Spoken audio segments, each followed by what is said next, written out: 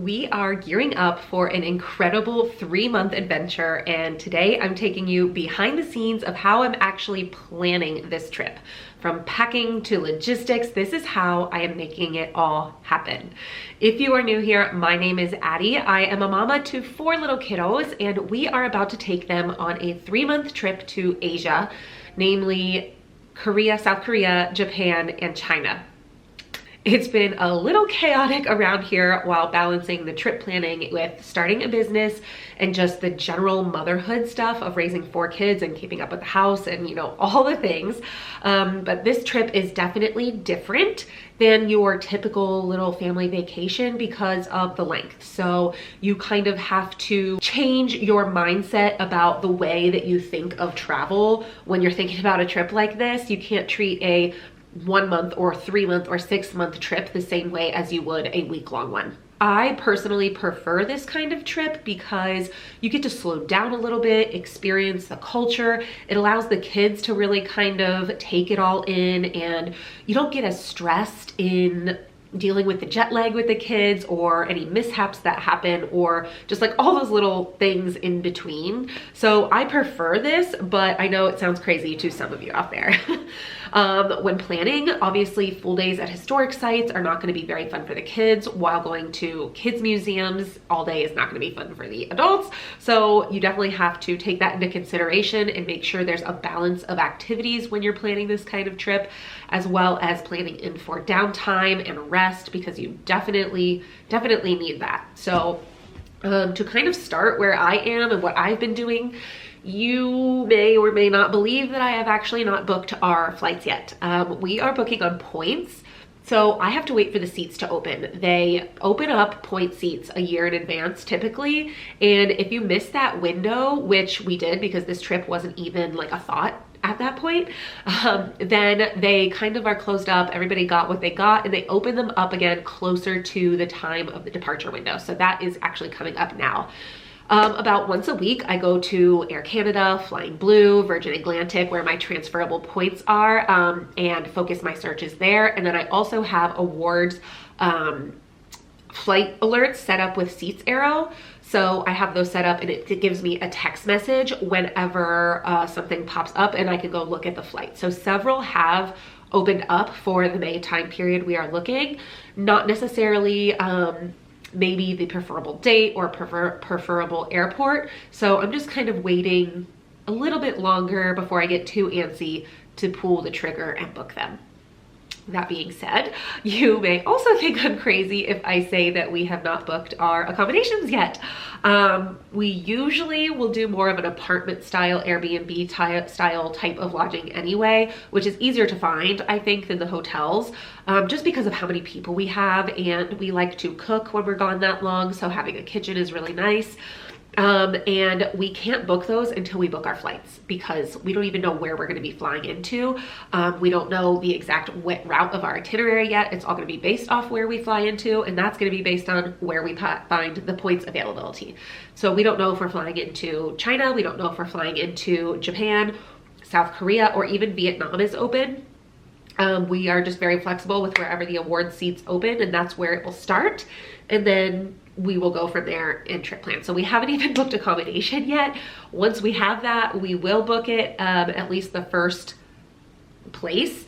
And then we kind of move at our own pace. I don't have a set number of days we're staying in this place before we move to this place. We kind of just see how we're feeling, and we book one accommodation ahead, not like several countries. So that again may seem crazy to some of you, but that is just how we've traveled. We've always traveled that way when we take these kinds of extended trips, and we have never had it fail us. We have had one close call before we had kids when we were backpacking and we were taking a weird flight and we got into a city late. It was like some really small town in Italy, and we were walking around and we just had to walk up to different hotels to try to find somewhere to stay. It was kind of before internet was really like, Wi-Fi was everywhere, This was back in like mid 2000s. Well, I guess we're still there, like 2013 or something, 14. And so that was the one close call, but we did find a place to sleep that night too. So yeah, it does not stress me out. So we haven't booked that either. Kind of an overview here of how we plan. I'll take you through it. Here is my spreadsheet, and I have arrival, departure, number of days, nights, days until, and these are all kind of with formulas so that it automatically changes every day and every time I open this. And then I have these little groupings here, which contain all of my, flights and lodging details. I have a pre-trip checklist here, which goes through everything I kind of need to do. And as I think of more things, I just add them. I have my packing list here, and these are grouped so that I can just plus and minus them. And, it's just so that I don't have to have this huge, big spreadsheet open at all times, and I can just see the parts that I want to see. So I have those different sections for the packing list. I have the kids' different carry-ons. So every time I think of a little travel toy or something that would be good for them to go in their little entertainment kit, I'll put that here and collapse them up when I don't need them. And yeah, this is basically what I'm looking at. I then have an itinerary section, which goes through day by day. I have about how many days I think will be in each country. And then I have it for one activity in the day, one activity for like after nap time, and then one activity for evening if we may get out at night. So what I do is I kind of have these tabs here, which takes any guidebook I've read or blog that I've gone to, and I see an activity that I think we might like. I will put here in this spreadsheet the type, the description, any notes. And then in order to make my rough itinerary, I go here to Google Maps and I type in from that list of everything the different places on there, and then I hit that little add to map button. So that is going to put all of those different destinations from the left A column there, and it's going to go ahead and put them on the map. So I'll do a couple here so that you can kind of see exactly how it's working. And sorry, my computer is running a little bit slow. So as I add these, I will just say that even though I'm making this itinerary, the likelihood of us following this itinerary is slim to none. I have this so that on any given day, I can just pick a day for the city we're in and be like, okay, here are some things we can do this day, things that are close to each other. It just makes that aspect when we are there easier, but by no means do we have to follow this itinerary. It is there as a helpful guide for us, but I do not try to completely follow it. Okay, so now that I have all those in there, you can see here as I zoom out, you see all those little blue dots on the map there, and it kind of shows you exactly what's near each other, what's far from each other. If you are trying to do this one up here, the temple, you're not going to also schedule the skywalk, which is way on the other side of town for that day because it's just really far. So yes, I use that to make the rough itinerary. And then if it's not in the itinerary, I have it bolded there. That's the difference. That way I know when we're there, what other type of things we could do. I also have this restaurants tab here.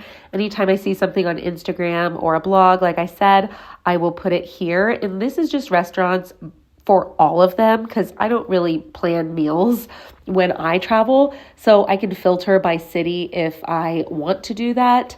I can just filter and have just that city that I'm in come up for the different types of meals that I'm doing. So I just keep it in one and everything is kind of all in the same spot. And I also keep this little section in OneNote for our trip here.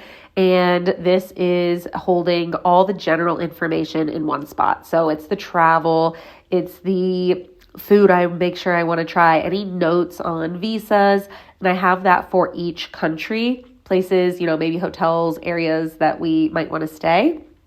So this is kind of the stuff that isn't in the spreadsheet. And then I did try ChatGPT for trip planning, and I just have to say, as someone who has traveled a lot, I really did not like it. Now, next, in terms of packing, we pack very light. I will definitely be sharing packing videos once we get closer to the trip, but I only bring the essentials, and that means basically fitting everything that I need into a personal item-sized backpack. I have shown what we brought for our 3-week trip to Europe. So I'm gonna link that in the description below, and you can kind of see what I mean in packing light. You can see what we brought for us and the kids for that trip.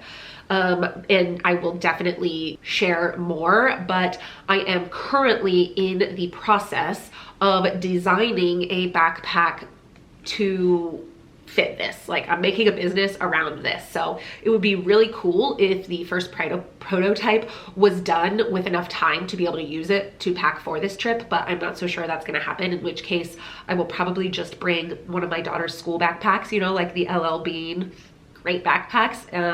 That's probably what I'll use if the one I'm designing isn't quite ready yet.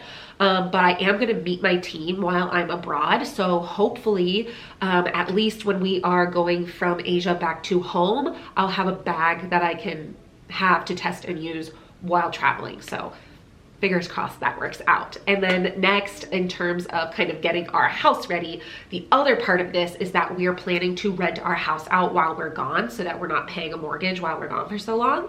So I've been super busy at home, kind of decluttering and cleaning and just trying to get everything in order to prepare for that. So yeah, that is what kind of has been going around here. That's kind of a little behind the scenes look at what planning this trip has been like here. Let me know in the comments below what the one thing you always prepare in advance when you are going to travel, whether it's a short vacation or a long vacation. And I will definitely have more in-depth planning and packing videos for you as we get closer. So please make sure to subscribe if you are not already and follow along for this journey. I will see you guys next time.